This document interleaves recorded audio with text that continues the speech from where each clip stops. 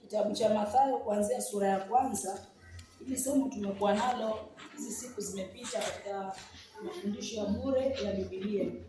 Lakini kabla tujaingia katika mafundisho hayo na marejeo hayo ya kitabu hichi, napenda tu mmoja wetu atufungulie kwa maombi.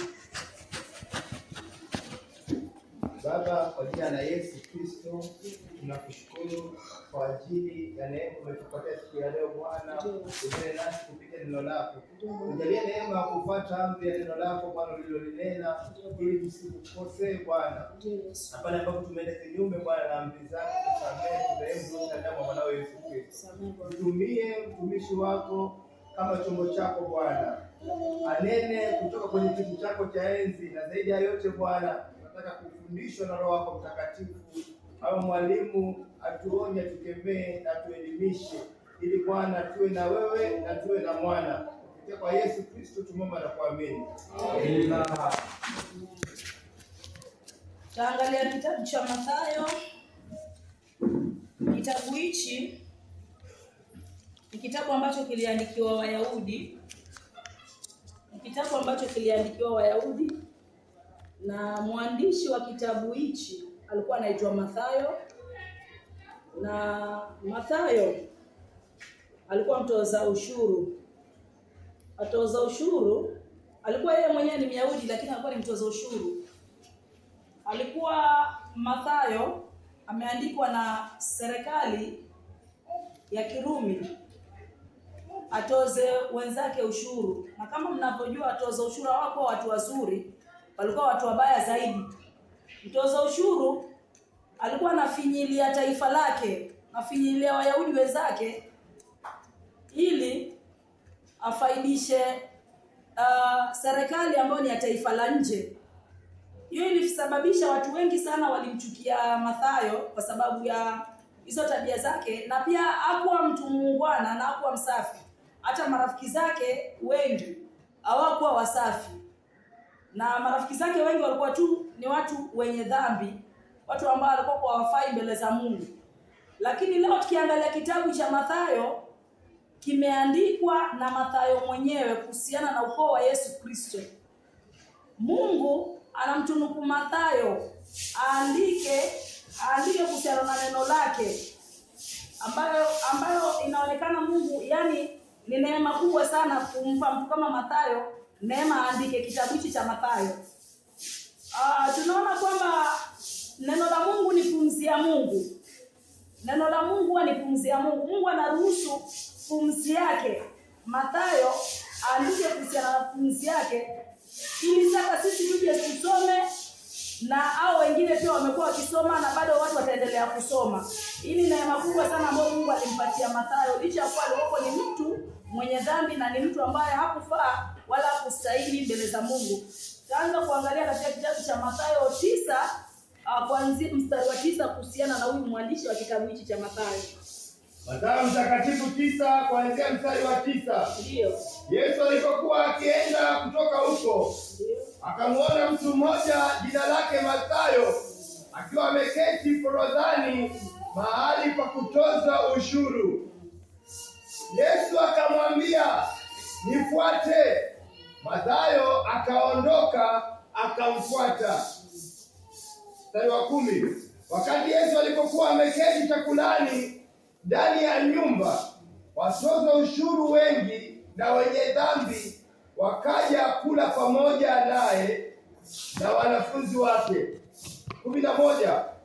Farisayo walipoona mambo haya, wakauliza wanafunzi wake, "Kwa nini mwalimu wenu anakula na watoza ushuru na wenye dhambi?" 12. Lakini Yesu aliposikia hayo akawaambia, "Watu wenye afya hawahitaji tabibu, lakini walio wagonjwa ndio wanahitaji tabibu." 13. Nendeni mkajifunze maana ya maneno haya, nataka rehema wala si dhabihu, kwa maana sikuja kuwaita wenye haki bali wenye dhambi. Mathayo 9 kuanzia mstari wa 9 inaelezea jinsi alivyokuwa na jinsi huyu mtu alivyoitwa na Kristo, na pia jinsi mtu huyu alivyopokea wokovu kutoka kwa Kristo. Ukisoma Mathayo 9 kuanzia mstari wa 9, inaonyesha sehemu ambayo Yesu Kristo anapita na anamuona mtu ameketi forodhani, ambayo ni Mathayo, mahali pa kutoza ushuru. Kama hizi ofisi za manispaa, utakuta zina manispaa wako na ofisi yao. Mathayo ni sawa na hawa manispaa wa siku ya leo, ameketi katika ofisi yao anatoza ushuru. Yesu anamwambia Mathayo, nifuate. Mathayo licha kuwa ameandikwa na serikali, licha kuwa yuko chini ya utawala wa watu wengine, lakini anafuata amri ya Mungu kupitia kwa Yesu Kristo ya kwamba amfuate Kristo. Nikiangalia historia ya Mathayo na ilinganisha na historia ya Zakayo. Zakayo Yesu anamwambia shuka. Yeye pia alikuwa mtoza ushuru, Zakayo anashuka. So Mathayo pia akiambiwa na Yesu nifuate, ana kufikiria kwamba kazi iko hivi ama nitafanya vipi. Mathayo anamfuata Yesu venye Yesu amemwagiza. Na tukisoma mstari wa 10, Mathayo anamwandalia Yesu Kristo karamu ndani ya nyumba yake, na marafiki za Mathayo wengi wanamfuata Mathayo katika nyumba yake mahali Yesu Kristo yuko. Na marafiki za Mathayo si wale wazuri. Ni kama kahaba niandalie mimi ama kuandalie wewe karamu ndani ya nyumba yake. Unadhania ni marafiki gani watakaomwandama waje kwa hiyo sherehe? Ni makahaba wenzake, ni watu ambao wanafanya uchafu tu kama yeye, ni watu ambao wanaishi maisha machafu kama yeye. So Mathayo akiandaa hii karamu, akimwandalia Yesu karamu na wanafunzi wake, mahali wameketi mezani wanakula, kuna na wenye dhambi wengi sana mahali hapo, wakila pamoja na Mathayo, wakila pamoja na Yesu Kristo na marafiki zake Mathayo, na pamoja na wanafunzi wa Yesu Kristo. Walikuwa watu waovu sana wako mahali hapo. Ukisoma mstari wa 11, Mathayo 9 mstari wa 11, Mafarisayo, watu ambao wamekaa katika dini na wameshika sheria. Mafarisayo ni watu ambao wameshika sheria zaidi yangu mimi na wewe. Zile sheria zote za Mungu alimpatia Musa, wao wamezishika na wanatembea nazo kabisa tangu utoto wao. Myahudi alikuwa akizaliwa tu hivi, ni sawa na Waislamu, akizaliwa tu hivi anapelekwa madrasa. So hawa Mafarisayo pia, mtoto akizaliwa tu bado ni mdogo, huwa anapelekwa shule ya kujifunza kuhusiana na hizi sheria za Mungu, na anakuwa akizijua na anaishi nazo. Haizisahau, anaishi nazo. So Mafarisayo ni watu ambao wamebobea katika dini, na ni watu ambao wamebobea katika amri za Mungu, wamezishika kabisa. Wanapomuona Yesu ameketi katikati ya wazinzi, katikati ya watoza ushuru, mioyo yao inaanza kusumbuka. Kama huyu Yesu ni mtu mzuri, mbona anaketi nao watu wa sampuli? Mpaka wanaanza kuongea na wanafunzi wa Yesu Kristo, wakimwambia, kwa nini mwalimu wenu anaketi na watu wa jinsi? Kwa nini mwalimu wenu anaketi na watu wa sampuli? Lakini Yesu, kwa sababu ni Mwokozi na anajua mawazo ya mwanadamu na anajua kila kitu, anasikia venye wanaongea. Ukisoma 12, msomaji nisomee 12. Mathayo 9 mstari wa 12. Yeah. Lakini Yesu aliposikia hayo, akawaambia, watu wenye afya hawahitaji tabibu. Watu wenye afya hawahitaji tabibu. Lakini wale walio wagonjwa ndio wanaohitaji tabibu. Utasimamia hapo msomaji. Yesu anaposikia maneno ya Mafarisayo, anawarudishia, anasema watu wenye afya hawahitaji tabibu, lakini wale walio wagonjwa ndio wanaohitaji tabibu. Mathayo alikuwa mgonjwa na ugonjwa wake ulikuwa ni dhambi. Yesu akimuita Mathayo, Mungu alikuwa amemfunulia Mathayo Yesu ni sampuli ya aina ya mtu gani. Ndio maana Mathayo alimfuata Yesu pasipo kuangalia kushoto wala kulia. Mathayo akamfuata Yesu Kristo. Yesu akija katika nyumba ya Mathayo, hao watu wamekuja katika hiyo nyumba ni watu ambao wako katika dhambi, wamekufa katika dhambi. Hawa ni wagonjwa, wanahitaji tabibu ambaye ni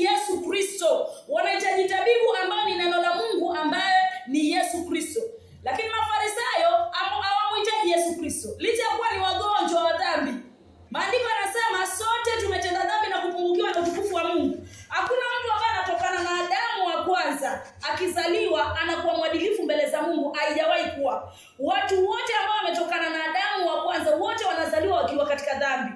Mafarisayo hawajafunuliwa siri ya kwamba licha kuwa wanashika sheria, lakini mbegu ya dhambi bado iko ndani yao, na wanaona hawamhitaji Yesu Kristo ambaye ni tabibu. Mathayo alifunuliwa Yesu Kristo ni tabibu. Alipomwambia nifuate, Mathayo alimfuata pasipo. Biblia haijatuambia kama alisema kama mali yangu ama nini, haijasema hivyo.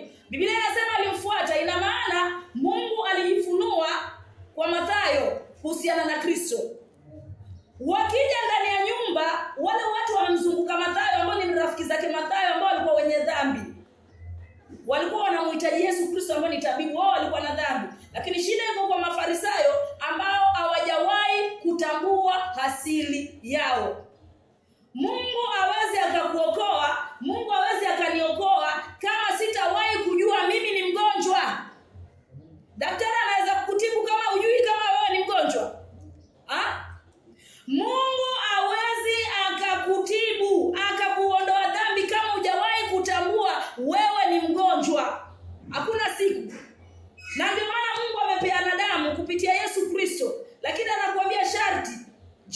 First John 1:9, kama tukiziungama dhambi zetu, yeye ni mwaminifu na wa haki. Mungu anataka tu uongee. Mungu akimtafuta Adamu katika shamba ya bustani ya Edeni, si kwamba Mungu alikuwa amuoni Adamu, alikuwa anamuona, lakini anataka sikie sauti ya Adamu, niko hapa. Niko hapa, nimepotea kwa uzinzi, niko hapa, nimepotea kwa uongo, niko hapa, nimevunja sheria na amri zako Mungu. Hii ilishinda Mafarisayo. Mafarisayo hawakuwahi kujua wao ni wagonjwa. Yesu anakuja mpaka anaenda, hawajui kama wao ni wagonjwa. Lakini hawa watoza ushuru, washerati, hao wote walikuwa wamebobea katika dhambi, wanatambua asili yao kwamba wao ni wenye dhambi, wanakubali kuketi wamsikize Yesu. Hivyo mimi na wewe tunakuja hapa, lakini je, watambua wewe ni mwenye dhambi? Kila siku ukija hapa, mikono ya Mungu imefunguka ikuokoe. Kila siku David ukija hapa, mikono ya Mungu imefunguka ikuokoe. Mungu hajafunga mlango wa toba, Mungu hajafunga mlango wa wokovu. Mungu anakuangalia wewe. Ni nini bado umeficha ndani ya moyo wako? Ni kitu gani kimoja kimebaki bado umeficha ndani ya moyo wako? Mungu anapenda a sincere heart. Wajua sincere heart? A sincere heart ni moyo ambao ukisimama mbele za Mungu, unasimama ukiwa uchi, vile Adamu na Hawa walisimama ukiwa uchi, kumwambia Mungu, mimi nimeishi maisha haya na haya na haya. Mimi nimekukosea wewe mwenyewe Mungu. Mungu anampa rehema huyo mtu. Lakini si mtu anakuja ibada, anakuja, lakini moyo wake kuna vitu ameficha. Moyo wake kuna dhambi yuko nazo anaficha. Huo moyo utakuja, hautawahi pokea wokovu. Mungu anataka a sincere heart. Na Mungu hakulazimishi, anataka a sincere heart. Twende kwa mstari wa 13. Mathayo Mtakatifu 9 mstari wa 13. Nendeni ukajifunze maana ya maneno haya. Ndio. Nataka rehema wala si dhabihu. Kwa maana si kuja kuwaita wenye haki bali wenye dhambi. Mathayo 9 mstari wa 13, Yesu anawaambia Mafarisayo, nendeni ukajifunze maana ya maneno haya. Nataka rehema wala si dhabihu. Mungu hahitaji dhabihu maiti, Mungu hahitaji dhabihu karo. Hakuna sadaka unaweza toa ili dhambi zako zioshwe. Hakuna sadaka mwanadamu anaweza toa ili dhambi zake zioshwe. Hakuna. Sadaka ni Mungu alitoa. Mungu anahitaji moyo ulionyenyekea, moyo uliopondeka. Nataka rehema, sihitaji dhabihu. Hakuna sadaka mimi naweza toa. Hata nichome wanyama, nifanye nini, nitoe sadaka, haiwezi ikaondoa dhambi hata siku moja. Haiondoi. Mungu anataka sadaka ile ambayo alitoa yeye ndio ikusimamie wewe. Lakini utapataje hii sadaka? Moyo uliovunjika. Ukisimama mbele za Mungu, usimame ukiwa uchi. Mungu, mimi nimeishi maisha machafu. Mimi nimetoa mimba, mimi nimelala na bwana za watu, mimi ni muongo, mimi ni msisi, nimeenda kwa nyumba za waganga, nimelala na mabibi za watu, nimefanya ushoga. Hizi Mungu anataka ukisimama usimame na hizi. Mungu yuko akusamehe. Lakini wapo utaficha hata moja, Mungu hafanyi kazi nusu.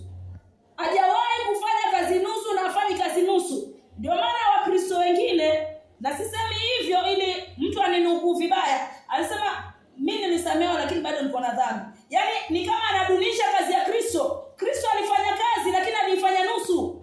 Kristo hafanyi kazi nusu. Shida iko kwako, shida iko kwangu. Nikisimama sitoi mambo yote ambayo yako ndani ya moyo wangu, nasema mambo nusu. Hii ni shida kubwa sana. Hii ni shida ambayo inafaa wewe uiangalie na mimi niangalie. Ni shida ambayo inafaa mimi na wewe tuiangalie. Ujue Mungu ni baba yako, si baba yako. Mungu si baba yako lakini amekuumba, na ujue anajua kila kitu ambacho umewahi kukifanya katika maisha yako. So ukisimama mbele yake usifiche zingine utoe zingine, unajidanganya. Mungu ana corruption ya kupita na mlango nyuma, asame hizi zingine aziachilie. Mungu anakungoja aone kama utazisema zote, akusamee zote. Mathayo 9:3, Yesu anasema sikuja kuwaita wenye haki bali wenye dhambi. Yesu alikuja kutafuta wenye dhambi. Ukiona mpaka leo hujawahi kuokolewa, kama ukijua hujawahi kujua wewe ni mwenye dhambi. Yesu alikuja miaka 2026 kuokoa wenye dhambi. Mimi na wewe kama tuko hapa na hatujawahi kuokolewa, shida si Yesu Kristo, shida si mbingu, shida ni mimi na wewe hatujawahi kutambua sisi ni wenye dhambi, na hatujawahi kutambua kwamba sisi ndio wale wagonjwa ambao Kristo alikuja kuwatafuta.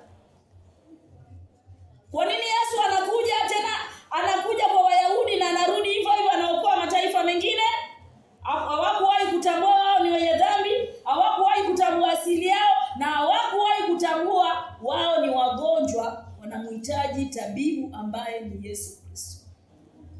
Kwa hivyo ukikaa hapa David, ukikaa hapa unakuja, unasikia unaenda, unasikia unaenda. Shida huwa iko na Mungu, shida iko na mimi na wewe.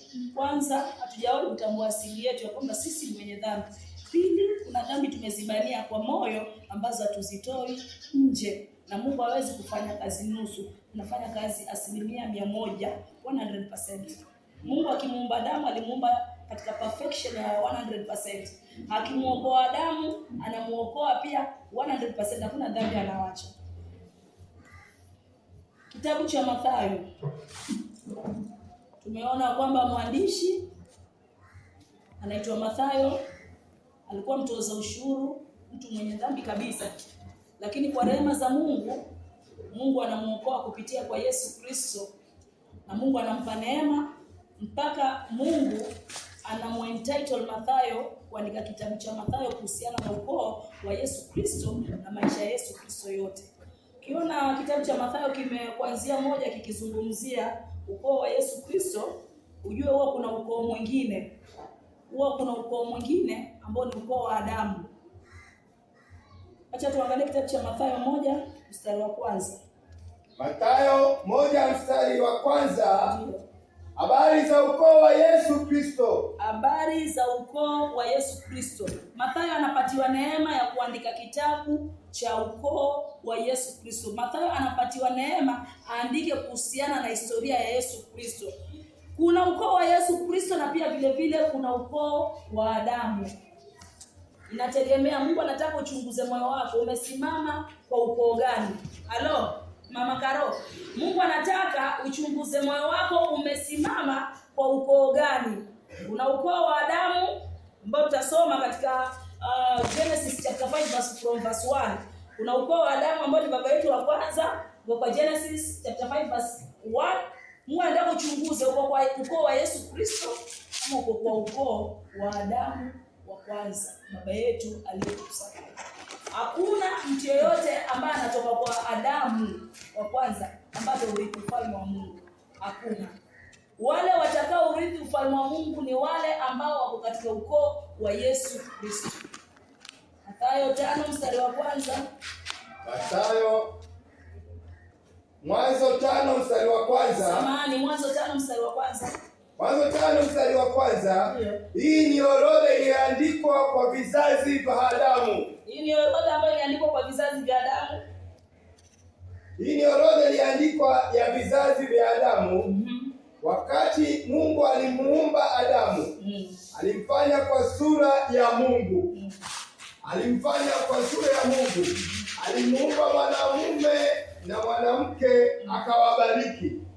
Walipokwisha kuumbwa akawaita wanadamu. Asante. Mungu anataka uchunguze moyo wako uko kwa Adamu wa kwanza ambaye ni Yesu Kristo. Adamu wa kwanza au uko kwa Adamu wa pili ambaye ni Yesu Kristo. Mungu anataka uanze kuchunguza moyo wako. Je, uko kwa Adamu wa kwanza ambaye ni baba yetu aliyetuzaa ama uko kwa ukoo wa Yesu Kristo? Mungu anataka ujichunguze hivyo. Ukiwa uko kwa ukoo wa Adamu, Mungu anataka ufahamu ya kwamba mwisho wa Adamu, Mungu alimwambia mwisho wake ni ziwa la moto, ni mauti. Na mwisho wa Yesu Kristo ni uzima wa milele. Wacha tuangalie kitabu cha Wakorintho wa kwanza 15 mstari wa 45. Wakorintho wa kwanza 15 mstari wa 45. Kwa hiyo imeandikwa, mtu wa kwanza Adamu alifanyika kiumbe hai. Mtu wa kwanza Adamu alifanyika kiumbe hai. Adamu wa mwisho yeye ni roho iletayo uzima. Nasimamia hapo. Roho wa Mungu katika Wakorintho wa kwanza 15 mstari wa 45, Mungu anamzungumzia Adamu wa kwanza ambaye ni yule ambaye tulitokana naye. Alafu Mungu anamzungumzia Adamu wa mwisho ambaye ni Yesu Kristo. Mungu anasema Adamu wa kwanza ni kiumbe hai, lakini Adamu wa mwisho yeye ni roho iletayo uzima. Mwanadamu alizaliwa kutokana na Adamu wa kwanza. Sote tuliumbwa kutokana na huyo Adamu wa kwanza. Sote ni viumbe hai.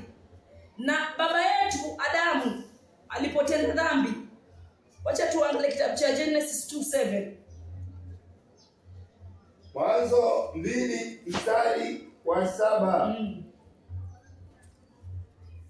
Bwana Mungu alimuumba mtu kutoka mavumbi ya ardhi, akampulizia pumzi ya uhai puani mwake. Ndio. Mtu akawa kiumbe hai. Huyo ni mimi na wewe. Tulipoumbwa na Mungu, tuliumbwa into perfection, tukiwa sawa. Tuliumbwa kwa udongo, Mungu akatupulizia pumzi yake ya uhai. Rudi kwa Genesis 2 from verse 16. Mwanzo 2 kuanzia mstari wa 16. Bwana Mungu akamwagiza huyo mtu akamwambia, uko huru kula matunda ya mti wowote katika bustani, lakini kamwe usile matunda ya mti wa ujuzi wa mema na mabaya, kwa maana siku utakapokula matunda yake hakika utakufa. Amina. Katika hiyo kitabu cha Mwanzo 2 mstari wake wa 16. Mwanzo 2 mstari wake wa 16, Bwana Mungu alipomuumba mwanadamu akamweka katika bustani ya Edeni. Amemweka katika bustani ya Edeni aitunze na ilime, na Mungu akampatia sheria. Akamwambia, uko huru kula matunda yote ya hii miti, lakini kuna matunda ya mti mmoja tu ambao utakula, na ile siku utakula matunda kutoka kwa mti wa ujuzi na wa mema na mabaya utakufa. Adamu alighairi hii amri ya Mungu. Hakusikiliza amri ya Mungu. Baadaye Adamu alisikiliza sauti nyingine ambayo ni ya Ibilisi. Adamu akala matunda kutoka kwa mti wa ujuzi wa mema na mabaya. Mungu akasema, Adamu utakufa. Mungu akamwambia Adamu utakufa. Na hivyo ndo Adamu alikufa na kizazi chake chote Adamu akakufa. Ndio maana Warumi 3 mstari wa 23 inasema wote wametenda dhambi na wamepungukiwa na utukufu wa Mungu. Wote wanaotokana na Adamu wote wametenda dhambi na kupungukiwa na utukufu wa Mungu. Chochote kinachotokana na Adamu kimetenda dhambi na kimepungukiwa na utukufu wa Mungu na hakiwezi kuingia mbinguni. Na ndio maana Romans chapter 5 verse 12 inasema kama kwa mtu mmoja dhambi iliingia ulimwenguni, na kwa dhambi hiyo ikaleta mauti, mauti ikawafikia wote. Wote wanaotokana na Adamu wote wana dhambi ndani ya mioyo yao, wamebeba mauti ndani ya mioyo yao. Hawawezi wakaurithi ufalme wa mbinguni. Tumeelewana mpaka hapo?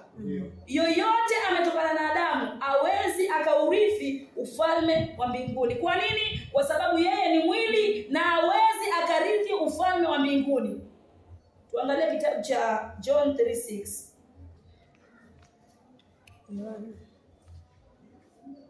Kitabu cha Yohana Mtakatifu 3 mstari ni wa 6. Maandiko matakatifu yanasema hivi: mwili uzaa mwili, yaani Adamu anazaa Adamu, lakini roho uzaa roho. Lakini Yesu anazaa wa rohoni kama yeye. Kitabu cha Yohana 3 mstari wa 6 inasema mwili uzaa mwili, lakini roho uzaa roho. Sisi sote baada ya Adamu kutenda dhambi na kupungukiwa na utukufu wa Mungu, sisi sote pia tukawa watenda dhambi na ikawa tumepungukiwa na utukufu wa Mungu, na ikawa jehanamu iko ndani ya mioyo yetu sisi sote, na ikawa sisi sote tumewekwa katika kuingia jehanamu. Halo. Hii ndio sababu Karo hauhitaji kufundishwa kusema uongo. Maana ulizaliwa na mbegu ya dhambi. Mtu yote ambaye ametokana na Adamu hahitaji kufundishwa usherati. Alizaliwa na usherati ndani yake. Mtu yote na dunia nzima imetokana na Adamu. Hauhitaji kufundishwa uizi. Uizi uko ndani yako. Uizi uko ndani yako. Wacha tuangalie kitabu cha Wagalatia 5:19. Hivi vitu vyote, kwa sababu tulizaliwa tukiwa wenye dhambi, hivi vitu vyote viko ndani ya mioyo yetu. Tukizaliwa tu hivi, miili yetu sasa inaanza kutekeleza venye shetani anataka. Wagalatia 5 mstari wa 19. Ndio. Basi matendo ya mwili ni dhahiri, nao ni haya. Ndio. Uasherati. Karo, wewe tangu uko kwa tumbo la mama yako, Mungu anasema huyu ni msherati. Hata hujatoka ukaanza huo usherati, Mungu anasema hata huyu ni msherati.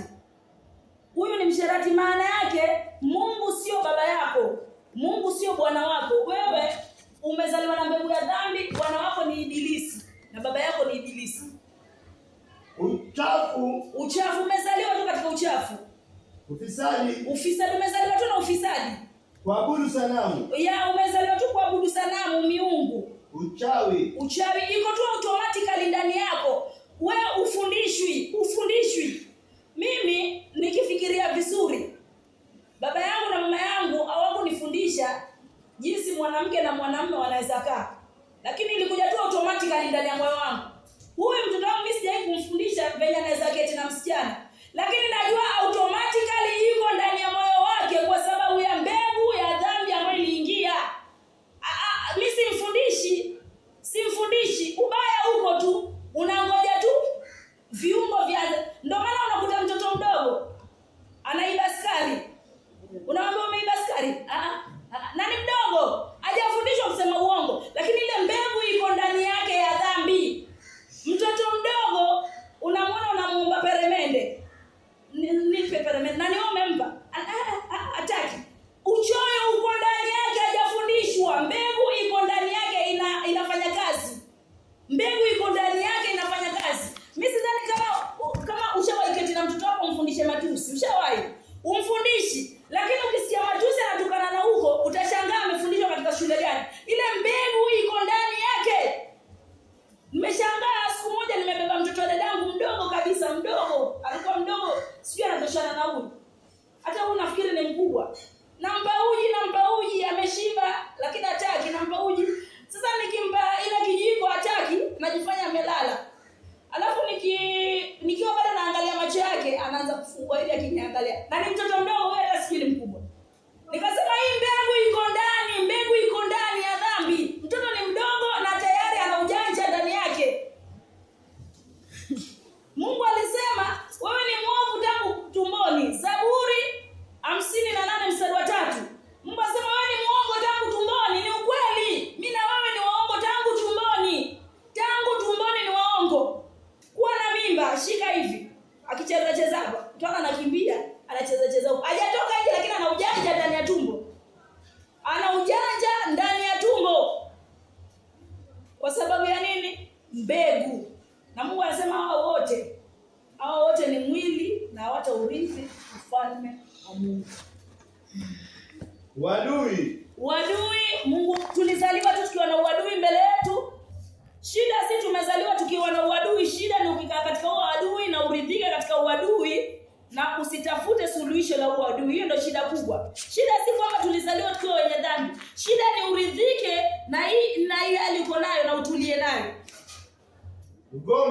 ugomvi, wivu, hasira, fitina, faraka, uzushi, husuda, ulevi, ulafi, na mambo mengine yanayofanana na hayo. Hivi ndio tulizaliwa na hiyo mbegu ya dhambi, tulizaliwa nayo hiyo mbegu ya dhambi inasababisha hizi tabia zinaonekana. Hiyo mbegu tu, si ni mbegu iko ndani. Nikawa nichukue mbegu ya tomato niweke chini, sitachukua tomato. Sasa mbegu iko ndani yetu ya dhambi ambayo tulirithi kwa baba yetu Adamu alipoanguka katika bustani ya Edeni. Venye iko ndani ya mioyo yetu, ndio unaona chuki ndio hiyo. Saa nyingine ukitaka kufanya experiment ujue ni ukweli, mtu hujawahi kumuona, umjui, lakini the first time naonana naye tayari roho yako imemchukia. Tayari tu roho yako haimtaki. Ushajiuliza kwa nini? Huyu mtu uishi naye, huyu mtu ndio umemuona, lakini tayari tu roho yako haimtaki. Kwa nini? Ile mbegu ya chuki iko ndani yako. Hata uzaliwe ufungiwe ndani ya hii room, usiwahi toka nje mpaka mauti yako. Bado utatolewa hapo kama umekufa na utaingia jehanamu. Utatolewa hapo kama umekufa na umeingia jehanamu. Maana ulizaliwa na asili ya dhambi. Shida si kwamba tulizaliwa na asili ya dhambi. Shida ni kuwa kama nimeridhika na hii asili. Na waonya kama nilivyokwisha kuwaonya kabla. Ndio. Kwamba watu watendao mambo kama hayo, ndio, hawatarithi ufalme wa Mungu. Wakorintho wa kwanza 15:47. Wakorintho wa kwanza 15:40. Anzia 46. Korintho wa kwanza 15:46. Lakini si ule wa kiroho uliotangulia, si Yesu Kristo aliyetangulia kuja hapa kwanza, bali ni ule wa asili, bali ni Adamu ambaye ni baba yetu alituzaa kwanza, kisha ule wa kiroho, kisha Yesu Kristo ndio akaja baadaye ili atuokoe. 47. Mtu wa kwanza aliumbwa kwa mavumbi ya ardhi. Mtu wa pili alitoka mbinguni. Huyu mtu wa pili ambaye ni Yesu Kristo, Adamu wa mwisho ambaye ni Yesu Kristo, alitoka wapi? Alitoka mbinguni. Hakuna mtu ambaye anazaliwa na huyu mtu wa kwanza ambaye ametoka kwa mavumbi ambaye anaweza akaurithi ufalme wa mbinguni kama hajabadilishwa awe kama huyu Adamu wa pili ambaye ametoka mbinguni. 48. Wakorintho wa kwanza 15:48. Kama vile ulivyochukua kama vile alivyokuwa yule wa ardhini, ambaye ni Adamu, ndivyo walivyo wale walio wa ardhini. Ndivyo walivyo watoto wote wa Adamu ambao ni wa ardhini. Hawana kutii, wamezaliwa na kutotii. Hawana kutii, hawawezi mtii Mungu, hawawezi msikia Mungu. Wewe huwezi kuwa bora zaidi ya baba yako Adamu. Nilisikia mtu mwingine akisema, mimi ningekuwa Adamu ningefanya marekebisho. Huwezi kuwa bora zaidi ya Adamu. Adamu ndio kiumbe ambaye alikuwa genius. Yeye ndio Mungu alimpatia neema, akapatia vitu vyote ambavyo Mungu ameviumba majina, na Mungu akakubaliana nayo. Adamu, huwezi kuwa bora zaidi ya huyo Adamu. Biblia inasema kama vile alivyo yule wa ardhini, ndivyo watoto wake walivyo. Yaani mimi na wewe tuko kama huyo Adamu. Atutii. Venye hakutii neno la Mungu atutii. Venye tunasikia sauti za watu wengine ndivyo hivyo. Venye tunataka tu tufuate akili zetu ndivyo hivyo. So wewe huwezi kuwa smart than your father Adam. Mimi siwezi kuwa smarter than Adam. Venye tu aliishi maisha ya kutomtii Mungu, hivyo hivyo ndio mimi na wewe tuko. Halo. So unaona wapi wewe unaishi maisha ya kutotii? Nenda hivi, waenda hivi. Fanya hivyo, fanya hivi. Fanya hivyo, fanya hivi. Fanya hivyo, fanya. Wewe pia waishi tu maisha ya kutotii. Umefuata asili ya nani? Ya baba yako wa kwanza ambaye ni Adamu. Na Mungu anasema hawa wote hawezi kurithi ufalme wa Mungu, hawezi. Hakuna mtu ambaye atia anaweza kurithi ufalme wa Mungu. Endelea msomaji. Kama vile alivyokuwa yule wa ardhini, ndivyo walivyo wale walio wa ardhi. Utasimamia hapo. Kama vile alivyo wa ardhini, ndivyo hivyo walivyo wale wanaotokana na yeye, pia wako hivyo hivyo, yani hawatii. Wote ambao wametokana na Adamu hawatii. Sauti ya Mungu hawataki kuitii. Ndio maana Yesu alikuja. Yesu akamwambia Nicodemus katika John 3:3, mtu hawezi akauona ufalme wa Mungu asipozaliwa mara ya ngapi? Ya pili. Huwezi. Usipozaliwa mara ya pili huwezi ukaurithi ufalme wa Mungu, na kuzaliwa mara ya pili ndio wokovu. Kuzaliwa mara ya pili ndio wokovu. Ufanye nini? Uende east, uende west, uende south. Mungu anakuambia uweze ukaingia katika rehema zake. Wewe uweze kuingia katika nyumba ya Mungu takatifu mbinguni kama hujazaliwa mara ya pili, huwezi. Ndio maana Adamu wa kwanza akija, Mungu anainua Adamu wa mwisho ambaye ni Yesu Kristo. Katika Adamu wa kwanza tulipofanya dhambi sisi sote, Mungu alisema wanadamu wote wamekufa. Waefeso 2:1. Mungu akasema hao wote wamekufa, hao wote. Mungu akiwa mbinguni, weka roho unajiona unatembea, lakini Mungu anasema huyo ni mfu. Wewe David, unajiona unatembea, Mungu anasema huyo ni mfu. Lydia, unajiona unatembea, Mungu anakuita mfu, umekufa. Sasa mbingu inashangaa ikikuona ukiwa na shughuli zingine, na wewe tayari umekufa, wangoja tu mauti ya pili ambayo ni ziwa la moto. Mungu amekupa neema kabla hujaingia kwa ziwa la moto. Bado uko katika huu ufu wa dhambi ambao bado unatembea. Ubadilike, ugeuke. Mungu anasema wote ni sawa na waliokufa. Mungu anainua Adamu wa pili ambaye ni Yesu Kristo ili aje atuzae tena mara ya pili. Ndio maana anamwambia Nicodemus, mtu hawezi akaurithi ufalme wa Mungu kama hajazaliwa mara ya pili. Yohana 3:3. Yohana Takatifu 3:3. Yesu akamjibu, amini amini nakwambia, mtu hawezi kuona ufalme wa Mungu asipozaliwa mara ya pili. Ndio. Mtu hawezi akauona ufalme wa Mungu asipozaliwa mara ya pili. Huwezi ukamwona Mungu ukiwa tu katika hiyo asili ya Adamu, hiyo ya kutenda tu dhambi. Wewe ulizaliwa na dhambi ukawa a slave of sin. Mimi na wewe tulizaliwa katika dhambi tukawa wafungwa wa dhambi. Wajua mfungwa wa dhambi? Mfungwa, wajua mtumwa, maana ya mtumwa? Wamjua maana ya mtumwa? Mtumwa ni mtu ambaye yuko chini ya master. Sasa ulizaliwa ukiwa na dhambi na mimi nilizaliwa nikiwa na dhambi. Master wetu ni nani hapa? Master wetu ni nani? Master ni Ibilisi. Ni dhambi ambayo inaashiria Ibilisi iko hapa. Hiyo dhambi ndio inakucontrol, Benja. Dhambi ndio inakucontrol. Dhambi ndio inakucontrol. Wewe ushawahi kuona mtu yuko Makadara hali mbaya na anataka kufa, lakini ile matusi anatoa, ile dhambi inamcontrol. Yeye ni mtumwa, hata mwili wake hauwezi, yule mtu hata hawezi hata kutembea hawezi, lakini ile matusi anatoa kwa mdomo, ile dhambi inamcontrol, naambia fanya hivi. Mtu ni mgonjwa amejifunika, lakini unamwona baada anafanya masturbation. Dhambi inamcontrol. Yeye ni mtumwa wa dhambi. Hiyo dhambi inamcontrol. Inatumia mwili wake. Yeye ni kama puppet. Unajua puppet? Unajua ile puppet? Unaingiza mikono huku na huku, miguu unaingiza alafu unaipeleka hivi. Haiwezi kujicontrol, wewe ndio unaicontrol. Sasa sisi tulizaliwa tukiwa watumwa wa dhambi, dhambi inatucontrol. Venye inataka tufanye ndio inafaa. Ifanye. Dhambi kitaka nikutukane, nitakutukana. Utashtukia tu na mimi nitashtukia tu na kutaka na kutukana. Ndio maana Paulo anasema nikitaka kufanya hivi sifanye lile ninalotaka, nashtukia ile dhambi iko ndani yangu inafanya. Dhambi ambayo iko ndani ndio inafanya. Tumeelewana mpaka hapo?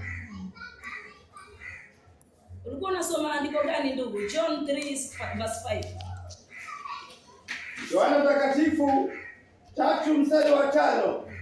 Yesu akamwambia, amini nakwambia, amini nakwambia, hakuna mtu yeyote awezaye kuingia katika ufalme wa Mungu. Hakuna mtu ambaye anaweza kuingia katika ufalme wa Mungu Isipokuwa amezaliwa kwa maji na kwa Roho. Isipokuwa huyo mtu amezaliwa kwa maji na kwa Roho. Huwezi ukaingia katika ufalme wa Mungu kama hujazaliwa kwa Roho. Huwezi ukaingia katika ufalme wa Mungu kama hujazaliwa kwa maji. Maji ni ubatizo. Yesu anasema katika Marko 16:16, amini na kubatizwa ataokoka, asiyeamini atahukumiwa. Wacha tuangalie kuzaliwa kwa Roho ni vipi. Wacha tuangalie John 4:24. Yohana Mtakatifu 4:24. Ndio. Mungu ni Roho. Mungu ni Roho. Na wote wanamwabudu na wapasa kumwabudu katika Roho na kweli. Na wote wanaomwabudu imewapasa kumwabudu katika Roho na kweli. Yohana 4:24 inaelezea kuhusiana na hii Roho ambayo Kristo alikuwa anasema mtu aweze akaurithi ufalme wa Mungu kama hajazaliwa na Roho. Kwa hivyo tunaona kwamba Roho ni Mungu. Roho ni Mungu na Mungu ni neno. So mtu aweze akaingia katika ufalme wa Mungu kama hajazaliwa na neno ambaye ni Roho na ambaye ni Mungu. Umeelewana mpaka hapo? Yes. Msomaji, turudi katika Wakorintho wa kwanza 15:48 Wakorintho wa kwanza 18:40. Wakorintho wa kwanza 15:48 sehemu ya ba.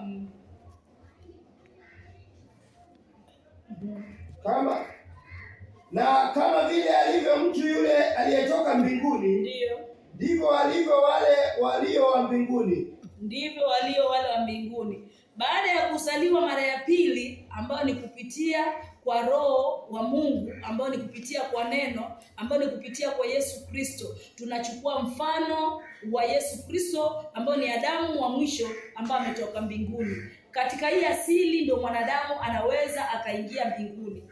Mwanadamu haingii mbinguni kwa asili ya Adamu wa kwanza, anaingia mbinguni akiwa na asili ya Adamu wa mwisho ambayo ni Yesu Kristo. 49 Korintho wa kwanza 15:49. Kama vile tulivyochukua mfano wa mtu wa yule, kama vile tulivyochukua mfano wa mtu wa yule mtu ardhini, kama vile tulivyochukua mfano wa mtu ardhini ambaye ni Adamu wa kwanza, mfano wake wa kutenda dhambi, ndivyo tunavyochukua mfano wa yule mtu aliyetoka mbinguni. Ndivyo tutakavyochukua mfano wa yule mtu aliyetoka mbinguni ambaye ni Yesu Kristo. Mfano ambao Yesu hakutenda dhambi, hatendi dhambi, na sisi pia tutakuwa hatutendi dhambi. Naomba msomaji uniangalie kitabu cha 1 John 3:9. Mtu akizaliwa mara pili, akizaliwa na neno na akizaliwa na Roho, huyo mtu amechukua asili ya Yesu Kristo na tabia ya Yesu Kristo. Yesu hatendi dhambi, so huyo mtu lazima awe kama Kristo. So Mungu anataka upime moyo wako na mimi nipime moyo wangu. Tuko kwa Adamu wa kwanza ama Adamu wa mwisho ambaye ni Yesu Kristo. Mungu anataka upime moyo wako. Uko kwa ukoo wa Adamu wa kwanza, Genesis chapter 5:1, ama uko kwa ukoo wa pili ambao ni wa Yesu Kristo, Matthew chapter 1:1.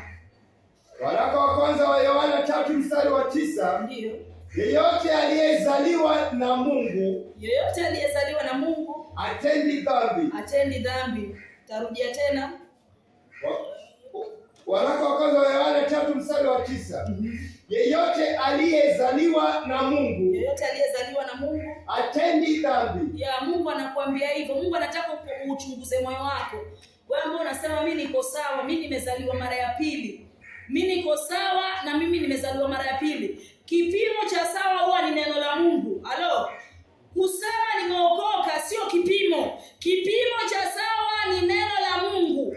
Kama wewe umezaliwa mara ya pili, venye Kristo alikuwa anasema lazima tuzaliwe mara ya pili. Kama umezaliwa kwa Roho au umezaliwa kwa neno, Mungu anasema ujipime na neno lake. Mungu anazungumza kwa 1 John 3:9. Yoyote aliyezaliwa na Mungu hatendi dhambi. Sasa ni pima moyo wako. Pima moyo wako, unaishi maisha gani? Ikiwa unaishi maisha machafu, usiwahi jidanganya umezaliwa na Mungu. Usiwahi jidanganya umezaliwa na Mungu. Mungu akimuumba mwanadamu siku ya kwanza katika bustani ya Edeni, alimuumba akiwa perfect, si katika hali ya dhambi. Mungu huyu uchafu. Mungu atengenezi uchafu, alimtengeneza akiwa hali ya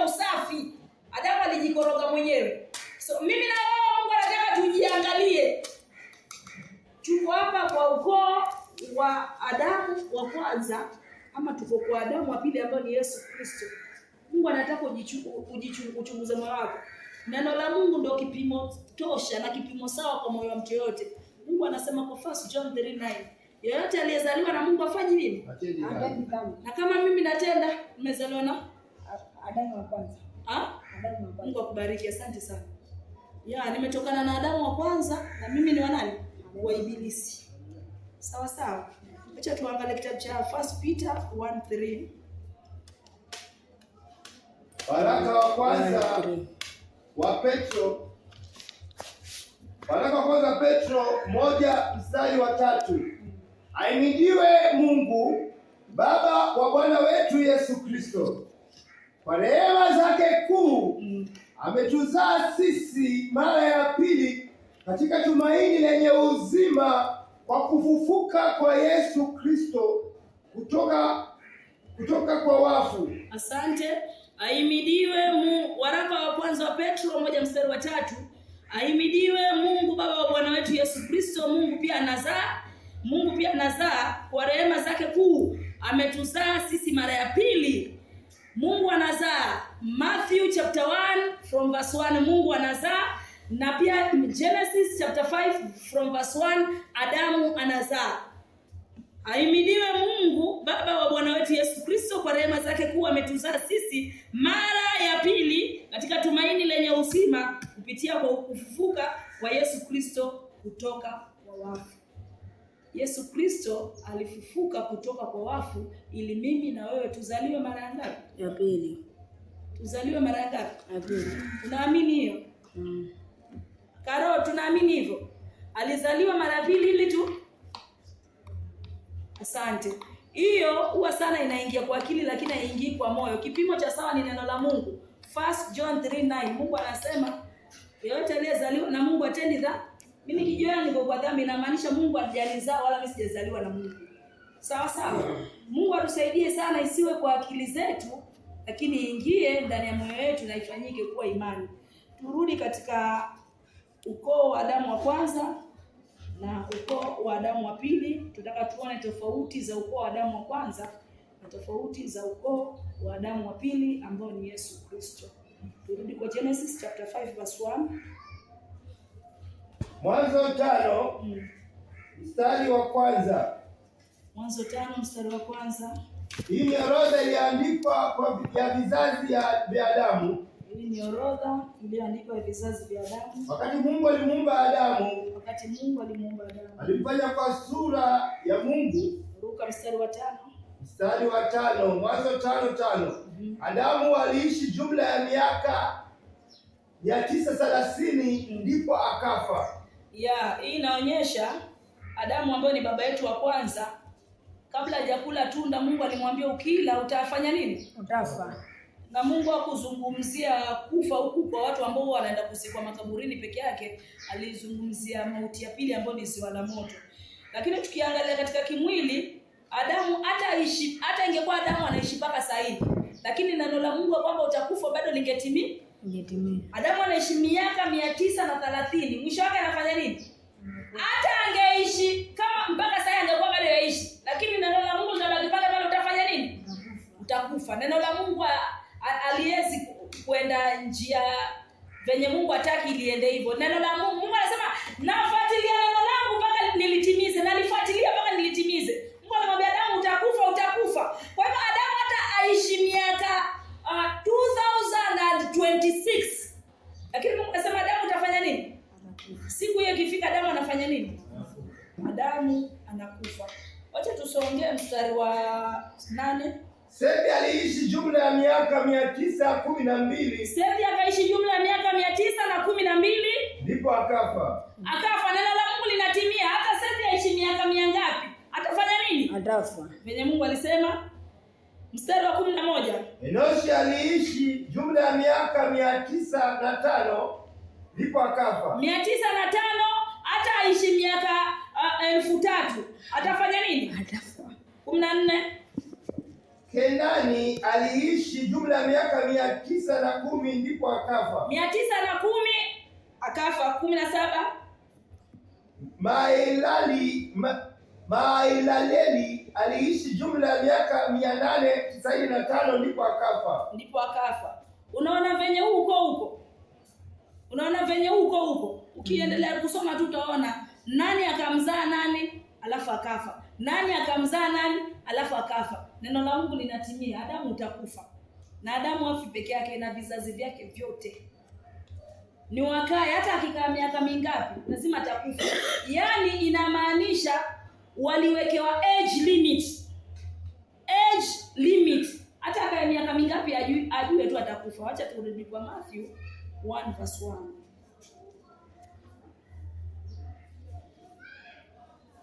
Mathayo 1:1. Habari za ukoo wa Yesu Kristo, mwana wa Daudi, mwana wa Abrahamu. Abrahamu akamzaa Isaka. Abrahamu alimzaa Isaka. Isaka akamzaa Yakobo. Isaka akamzaa Yakobo. Yakobo akamzaa Yuda. Yakobo akamzaa Yuda. Yakobo akamzaa Yuda na ndugu zake. Ndio. Yuda akamzaa Peresi na Zera. Ndio. Ambao mama yao alikuwa Tamara. Ndio.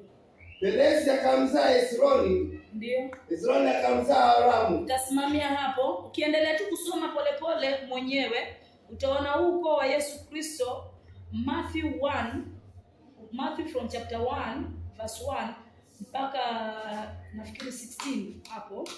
Unaona nani akamzaa fulani, Abrahamu akamzaa Isaka, hivyo inaenda hivyo. Hakuna Abrahamu akaishi, hakuna aisemi ya kwamba hakuna mauti hapo. Umeona mauti hapa? Aisemi fulani akamzaa fulani akafa. Hakuna mauti katika ukoo wa Yesu Kristo. Kwa sababu gani? Si kwamba wakina Abrahamu hawakuzaliwa na dhambi, walizaliwa na dhambi. Lakini wakina Abrahamu walizaliwa mara ya ngapi? Wakina Abrahamu walizaliwa wakiwa wafu katika dhambi. Lakini Yesu Kristo amewazaa mara ya pili, na Yesu Kristo yeye ni uzima. Akiwa ndani ya wakina Adamu, akiwa ndani ya Abrahamu anakuwa mzima. Na ndio maana Mkristo yoyote ambayo yuko katika Kristo, ndani ya Kristo, huwa isemekani amekufa, inasemekana amelala. Huwa aishie hivyo ishe. Ndio maana mpaka leo Mungu anajiita Mungu wa Ibrahimu, Isaka na Yakobo. Alisema hili ndio jina langu katika vizazi vyote vijavyo, kwa sababu Ibrahimu hajakufa. Na ndio maana Yesu akitoa story ya Ibrahimu na Lazaro, anasema Lazaro yuko katika kifua cha Ibrahimu, hajafa. Ibrahimu hajafa, Isaka hajakufa, Yakobo hajakufa, bado wako. Na ndio maana Yesu akitaka kusulubiwa, Elia alikuja na Musa alikuja, hao watu hawajafa, walilala lakini hawajafa. Naona tofauti ya ukoo wa Adamu na ukoo wa Yesu Kristo. Ukoo wa Adamu, nani akamzaa nani naye akafa, nani akamzaa nani naye akafa. Lakini ukoo wa Yesu Kristo hakuna mauti. Ni kwa sababu gani? John 11:25. Yohana Mtakatifu 11:25.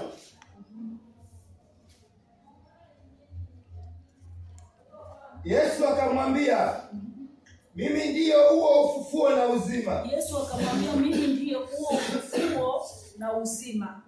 Tumeelewana? Ukoo wa Adamu wa kwanza ni ukoo wa dhambi, na mahali dhambi iko lazima mauti itawale.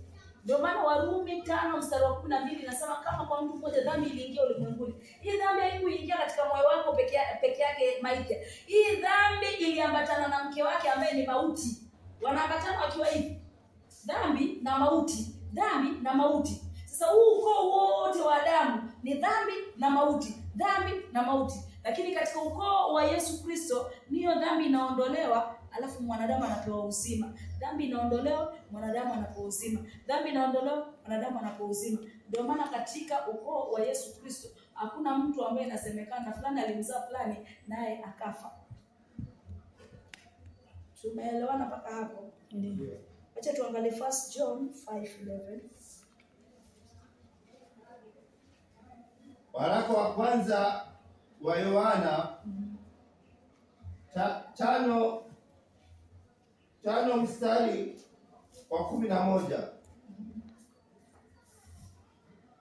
Huu ndio ushuhuda kwamba Mungu ametupa uzima wa milele. Mungu ametupatia sisi uzima wa milele. Nao huo uzima umo katika mwanawe. Nao huo uzima uko katika mwanawe. Tunaelewana? 12 mstari wa 12. Aliye naye mwana wa Mungu anao uzima. Yeye asiye na mwana wa Mungu ana uzima. Asante.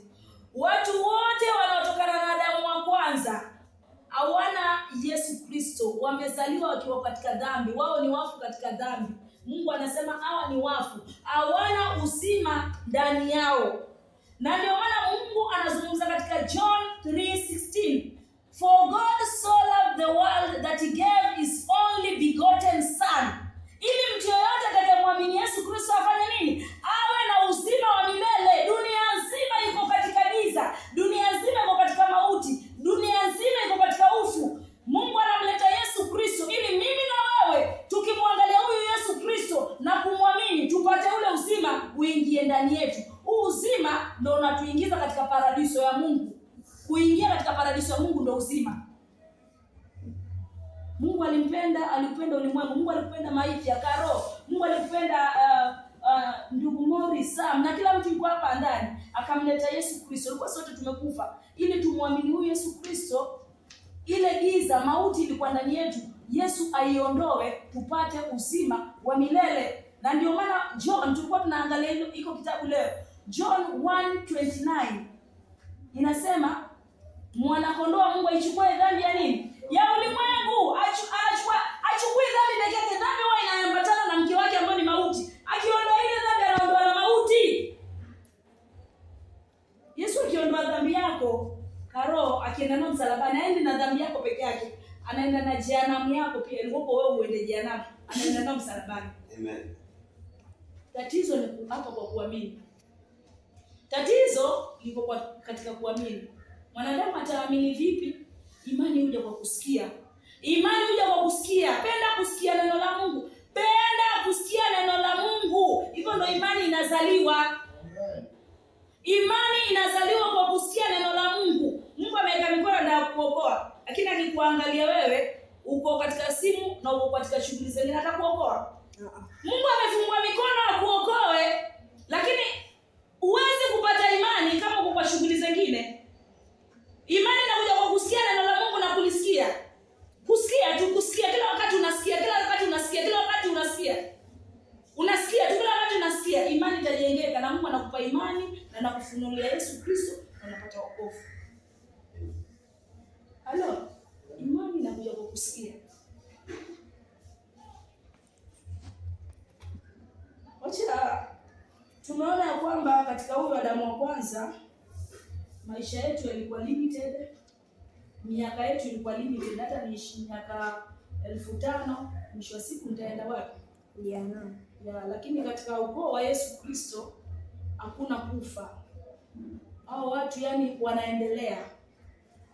Yaani mauti ya mwili inafanyika tu, lakini hawalali chini. Hao watu wanaendelea mbele. Kina Elia bado wanaendelea tu huko mbinguni. Si kwamba wamelala mahali, hao wanaendelea. Ni kwa sababu ndani yao kulikuwa na Yesu Kristo ambaye ni uzima. Amen. Tukaona ya kwamba katika ukoo wa Adamu wa kwanza ambao ni Yesu Kristo, wanaume ndio walikuwa wanatajwa sana, walikuwa wathamini wanawake. Kwa maana nasikia fulani akazaa fulani naye akafa, lakini wanawake walikuwa wataji sana. Lakini Yesu Kristo yeye ni neema. Yesu Kristo yeye ni uzima na yeye ni neema. Ndio maana katika ukoo wa Yesu Kristo tunaona wanawake wengi ambao walikuwa wachafu na walitambua kwamba wao ni wagonjwa, na wakatambua kwamba wao wanamhitaji Yesu Kristo ambaye ni tabibu, na wakapewa wokovu na wakawekwa katika ukoo wa Yesu Kristo. Ukoo wa Yesu Kristo unatofautiana sana na ukoo wa Adamu. Maana katika ukoo wa Adamu wanawake walizaliwa wengi, sivyo? Lakini wanawake hawajatajwa hapo. Ama wametajwa? Hawajatajwa, wanaume ndio wanatajwa. Lakini katika ukoo wa Yesu Kristo wanawake wanatajwa. Inamaanisha wanawake pia wamepewa neema ya kufanya uinjilisti nje. Lydia, Mungu akupe wokovu kwa jina la Yesu Kristo, utoke nje ufanye uinjilisti. Maana yake wewe uko kwa ukoo wa Yesu Kristo, venye Abrahamu yuko ndani ya ukoo wa Yesu Kristo, ndio venye jina lako liko kwa ukoo wa Yesu Kristo, na una uwezo wa kwenda kufanya uinjilisti mahali popote pale. Amen. Huku nyuma wanawake walikuwa wamekuwa limited, wamewekewa kikwazo, hawezi kusonga mbele, lakini hapa katika ukoo wa Yesu Kristo wanawake wamepewa neema cha kufanya injilisti. Ndio maana majina yao pia yanapatikana katika kitabu cha ukoo wa Yesu Kristo. Tukaona kulikuwa na karibu wanawake 5 katika hiki kitabu cha ukoo wa Yesu Kristo. Mwanamke wa kwanza akawa ni Tamar, mwanamke wa pili akawa ni Rahab, mwanamke wa 3 akawa ni Ruth, mwanamke wa 4 akawa ni Bathsheba, na mwanamke wa 5 akawa ni Mary ambaye ni mama yake Yesu Kristo. Hawa wote wamewekwa katika ukoo wa Yesu Kristo bila ubaguzi wowote. Acha tuangalie kitabu cha Wagalatia 3:26. Wagalatia 3:26. Kwa maana nyinyi nyote mmekuwa watoto wa Mungu katika Kristo Yesu kwa njia ya imani. Amina. Tarudia tena. Wagalatia 3:26. Kwa nini hao wamama wanaonekana sasa katika hapa kwa ukoo wa Yesu Kristo? Yesu Kristo ambaye ni neema, yeye ni neema na yeye ndiye ametupatia wokovu. Kwa nini sasa wanawake wale walikuwa wamekuwa chini hawapatikani? Biblia sana Old Testament wanawake walikuwa hawatajwi. Hata watoto wa Adamu alizaa watoto wa kike lakini hawajatajwa, wengi hawajatajwa. Lakini alikuwa amezaa.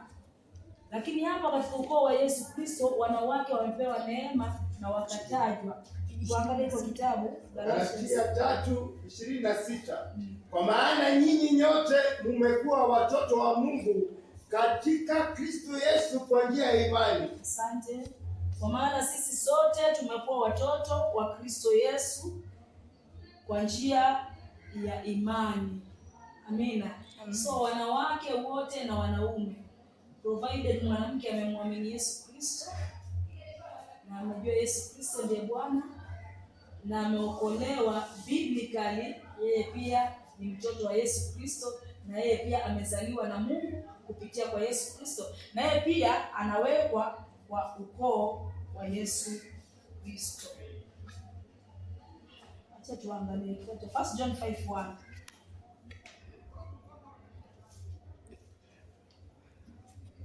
Waraka wa kwanza wa Yohana 5. Waraka wa kwanza wa Yohana 5:1. Kila mtu anayeamini kwamba Yesu ndiye Kristo, Ndio, amezaliwa na Mungu, ndio, na yeyote ampendaye Baba umpenda pia mtoto aliyezaliwa naye. asante. Mwanamume na mwanamke, provided huwa ameamini ya kwamba Yesu ndiye Kristo, ameamini kutoka kwa moyo wake, huyo mtu amezaliwa na Mungu na huyo mtu amezaliwa na Kristo, na huyo mtu lazima jina lake lipatikane katika kitabu cha mwana kondoo. Lazima jina lake lipatikane katika kitabu cha ukoo wa Yesu Kristo. Yesu Kristo aandike wanaume peke yake, hata andika Morris, aandike Sama, aandike Maithia, aandike Petro na Griffin peke yake, ati wamemwamini Yesu Kristo. Yesu hata andika jina la Lydia, andike jina la Karo, andike jina langu mimi Ana, kwa sababu sote tumemwamini Yesu Kristo na sote ni watoto wake. Haleluya. Amen. Jina la Bwana lipewe sifa. So nashukuru Mungu mpaka hapo,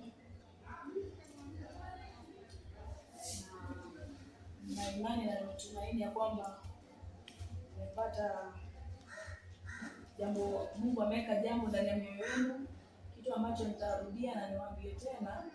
Yesu alisema amekuja kutafuta kilichopotea. Yesu amekuja kutafuta kilichopotea. Benja, David, Karo na Lydia, ukiona Kristo mpaka sasa hivi hajawahi kukupata wewe ambao umepotea, inamaanisha unajificha penye Adamu alikuwa anajificha. Walikuwa wanajificha kwa miti hivi, hawajitoi wamwambie Mungu tuko hapa. na tumeishi maisha haya na haya na haya, tunaomba utuhurumie. Maana hakuna dhambi ambayo Mungu hawezi kusamehe, anasamehe dhambi zote, lakini inategemea na posture ya moyo wako. Mungu hataki ufiche chochote ndani ya moyo wako, anataka utoe kila kitu ndani ya moyo wako na umwamini yeye kwamba yeye ana uwezo wa kukusaidia na kukusamehe. Acha tuamini, tuombe. Tunakushukuru Mungu wa Ibrahimu, Mungu wa Isaka, Mungu wa Yakobo. Asante Bwana kwa wema na ukuu wako Mfalme. Asante kwa neno lako Bwana ambao umetupatia mahali hapa Mungu. Wewe ni mkuu, wewe ni mwema.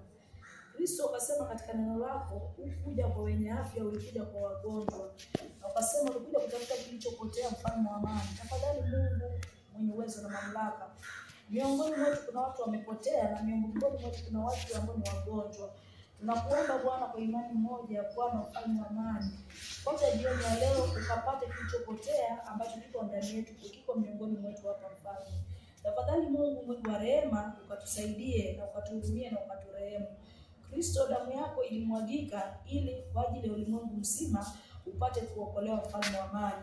Wewe ni mwadilifu, wewe ni mwema. Tunaomba kwa damu hiyo, yeyote Bwana ambaye hajapata imani ya kuamini Yesu Kristo ukamjalie. Sio kwamba mwanadamu anafanya jambo Bwana ili umuokoe, lakini ni rehema zako. Ulipokuwa unamuita Bwana Mathayo, ukumuita kwa sababu kuna jambo jema alikuwa amefanya, lakini ilikupendeza wewe Bwana, maana wewe unasema at your own right time you make it happen. Ilikupendeza kwa wakati huo muite Mathayo Bwana na ukampa wokovu. Kama vile ilikupendeza ukamwambia Zakayo ashuke chini na Bwana ukampa wokovu. Tafadhali Bwana, si kwa chochote ambacho watu wao wanatenda, lakini kwa sababu ya rehema tu na huruma zako, mfalme wa amani. Tunaomba Mfalme ukaokoe nafsi yote mahali hapa Bwana, ambayo Bwana inakutazamia na kukuangalia wewe. Asante Yesu Kristo, asante Bwana, kwa jina la Yesu Kristo, jina lilo kuu kuliko majina yote, tunaomba na kuamini.